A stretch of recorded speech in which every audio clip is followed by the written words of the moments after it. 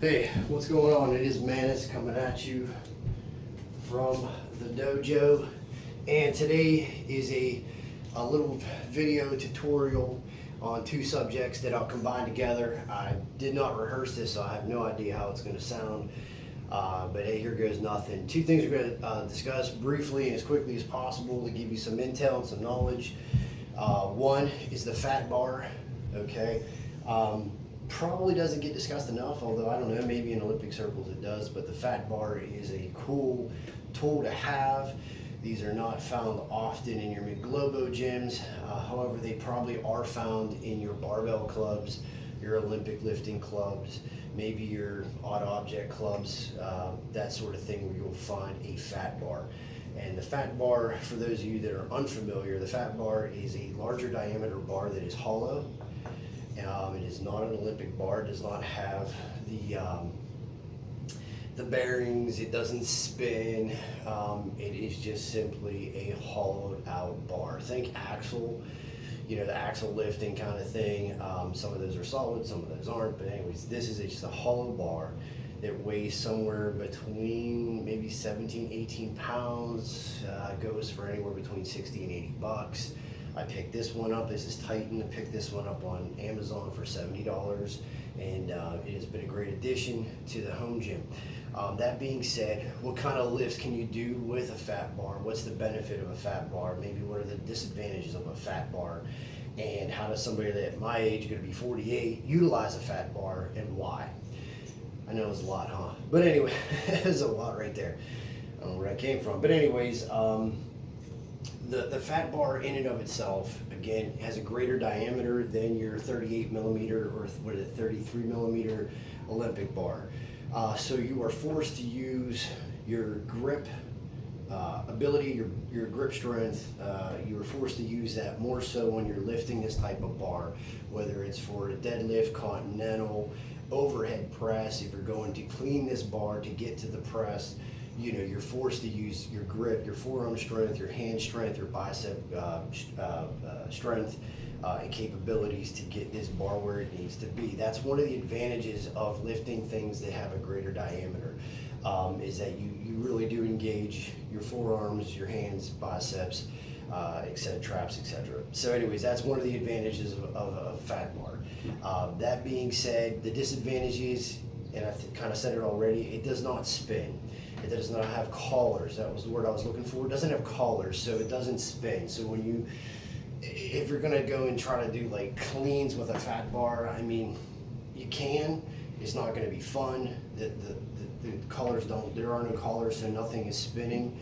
Even though the weights with their steel inserts, if you have bumpers with the steel inserts, I mean, it won't be bad, but it's not gonna be fluid. So you're not going to be working on cleans with a fat bar. It's just not part of the program.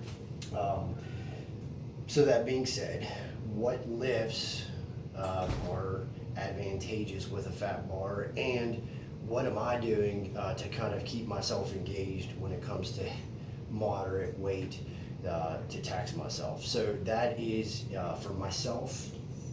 The 5 exercises that I utilize weekly with this bar: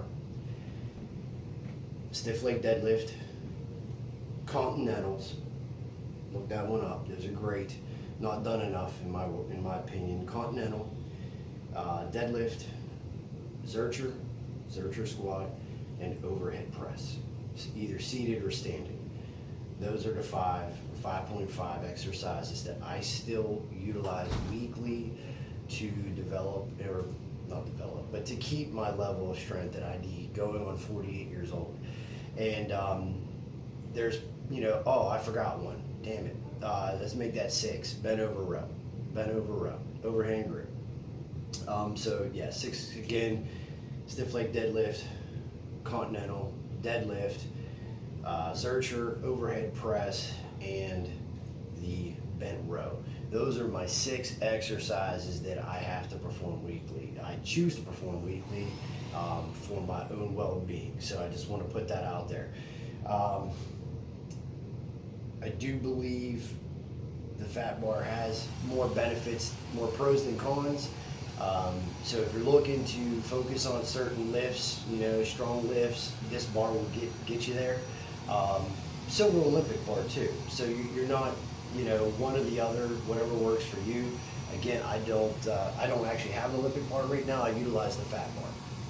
And I think for me, that's just where my headspace is at. I don't need 7 foot. I don't even have a lot of room in here, so it's kind of not that fun to have a 7 foot bar swinging around in a small space. But I can, and that's why I love kettlebells, because in small spaces you can get a lot of work done with kettlebells. And I don't care, they could be 35s, they could be 70s. You know, you can be in a 4 foot by 4 foot room with an 8 foot ceiling and rock out kettlebells like crazy, right? And in this regards, where this bar is what, 48 inches, I think, maybe barely 5 foot. No, 48, yeah, something like that. I mean, it's a small space, takes up small space, and I get a lot of work done, and I don't have to worry about, you know, moving things out of the way. So, anyways, I just wanted to share that with you. The fat bar, it is a cheap acquisition. I say cheap, but it's under $100, well under $100. And if you've already got plates, then you're good to go, and you can start working on some lifts with that, engaging that bigger grip, and you know, seeing if it works for you. If it doesn't, turn around and sell it. If not, you know, stay with your Olympic bar or what have you.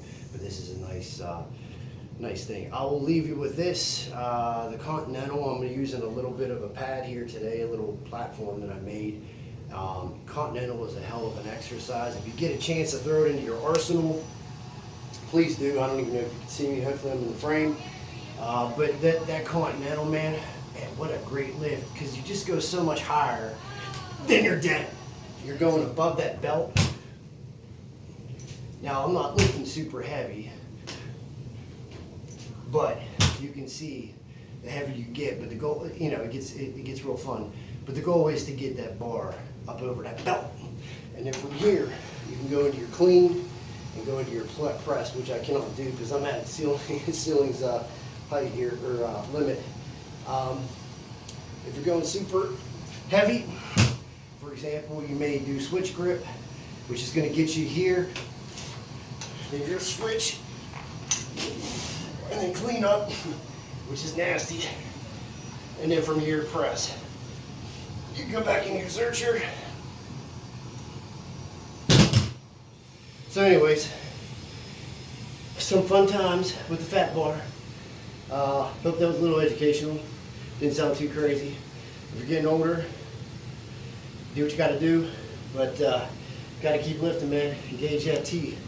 There's T levels, man. All right, later.